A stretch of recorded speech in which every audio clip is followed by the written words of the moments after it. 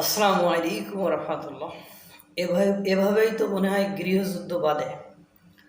গতকালকে পুলিশের সাথে আম, আপনার যে প্রতিবাদ মিছিল হয়েছিল সেখানে পুলিশের সাথে তারা যখন প্রধান উপদেষ্টার বাসভবনের দিকে যাচ্ছিল, ব্যারিকেড ভাঙছিল, তখন পুলিশের সাথে এই প্রতিবাদকারীদের একটা সংঘর্ষ বাধে। সেই সংঘর্ষে উভয় পক্ষের লোক আহত হয়। পুলিশ 8 জন আহত হয়েছে এবং ছাত্রছাত্রীরাও তাদেরকে জামা কাপড় ছিঁড়ে দিয়েছে এবং আরও নানান তাল কাহিনি ওখানে হয়েছে, সেটা দেখা গিয়েছে, ভিডিও ফুটেজে দেখা গিয়েছে।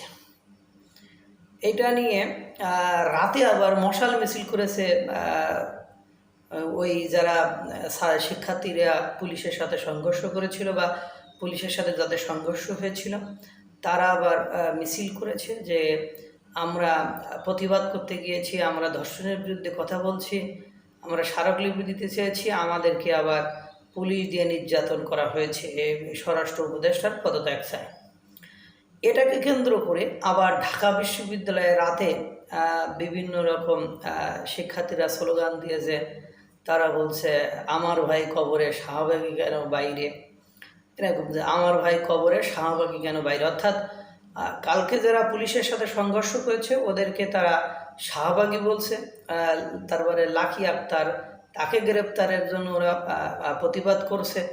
অর্থাৎ দেখা গেল কালকের ঘটনায় পুলিশের সাথে শাহবাগীদের যদি তাদের স্লোগান ঠিকই হয়, তাহলে শাহবাগীদের সংঘর্ষ হয়েছে।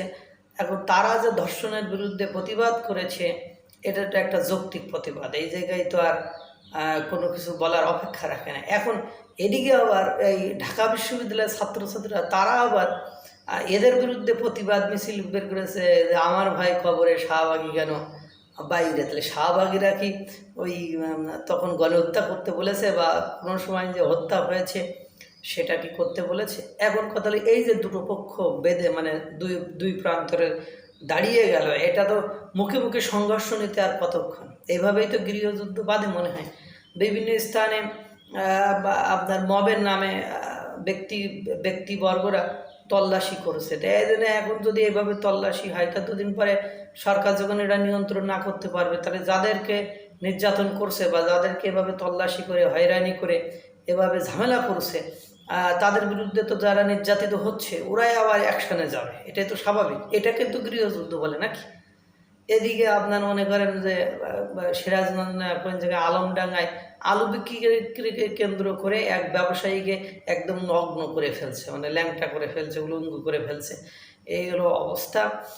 তারপরে আপনার এই এই মানে এক বক্তা তো বক্তব্যই দিয়েছে যে মাহারাম ছাড়া যদি নারীরা বাইরে যায় তাহলে সে ধর্ষণের দেয় ওই মেয়েটির। কেন এই ধরনের কথা বললে তো মুখোমুখি সংঘর্ষ বাঁধবে, এটাই স্বাভাবিক। এটার ব্যত্যয় ঘটার কোনো আমি যুক্তি দেখছি না। কেন মাহরুম মানে শুধু শালীনতার হিজাব, শুধু পর্দা মেইনটেইন করার কি মহিলাদের কথা বলা হয়েছে, না পুরুষদের কথাও বলা হয়েছে? যখন রাস্তা দিয়ে চলবে তখন মাথা অবনত করে চলতে তো উভয় পক্ষকে বলা হয়েছে। এবং ইমান, ইসলাম ধর্ম এগুলো কি?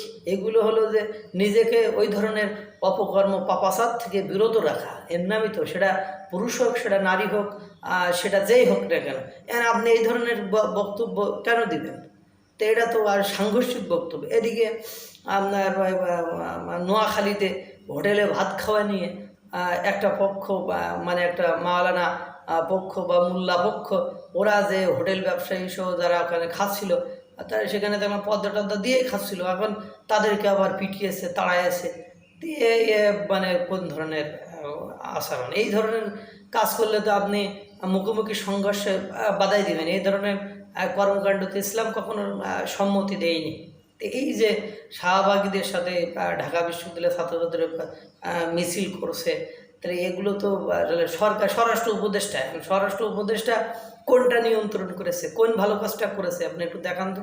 এদিকে আবার প্রধান উপদেষ্টার বিশেষ সহকারী যিনি অর্থনৈতিক ক্ষেত্রে যুক্ত হয়েছেন, তিনি তো গতকালকে বলেই দিয়েছেন, এতদিন পেরেশ শরীফ শফিকুল আলম বলেন অর্থনৈতিক বিশাল অবস্থা ভালো, কোনো ঝামেলা নেই, ভঙ্গুর অবস্থা থেকে উন্নতির দিকে যাচ্ছে। নতুন বিশেষ সহকারী এসে কী বললেন যে এইরকম খারাপ অবস্থা, এর কোনো ক্রাইসিস কান্ট্রি, সংকটাপূর্ণ কান্ট্রিতে এরকম ভঙ্গুর অবস্থা আগে কখনো দেখা যায়নি। এবং বলছে যে এখানে হাইড অ্যান্ড সিক, লুকোচুরি করার কিছু নেই। এটা যদি না বলি তাহলে মানে নিজের সাথে প্রতারণা করা হবে, পরে আমি প্রবলেমটা ফেস করতে পারবো না। তাই এখন বলেন সরকারে যারা বসে আছে সবই তো তারা লুকোচুরি খেলতেছে তারা, কিন্তু যারা দু একজন সত্য কথা বলছে তাদেরকে আবার সেখান থেকে পদত্যাগ করতে বাধ্য করতেছে বা পদত্যাগ তাদের করতে হচ্ছে। এই একটা অবস্থা, এই অবস্থায় যদি চলতে থাকে তাহলে গৃহযুদ্ধ আর বেশি দিন বাকি নেই। কারণ এই শিক্ষার্থীরাই, ওরা শাহবাগে যারা কালকে গিয়েছে ওরাও তো 30 কলেজের শিক্ষার্থী, এখন এদিকে ঢাকা ইউনিভার্সিটি এরাও তো শিক্ষার্থী, এই তো দ্বন্দ্ব লেগে গেল। এভাবে করে এক পক্ষ আর এক পক্ষকে দেশের অভ্যন্তরে মারপিট শুরু করবে, এটা তো খুব খারাপ অবস্থা। আল্লাহ তাআলা সকলকে ভালো রাখুক, সুস্থ রাখুক। আসসালামু আলাইকুম ওয়া রাহমাতুল্লাহ।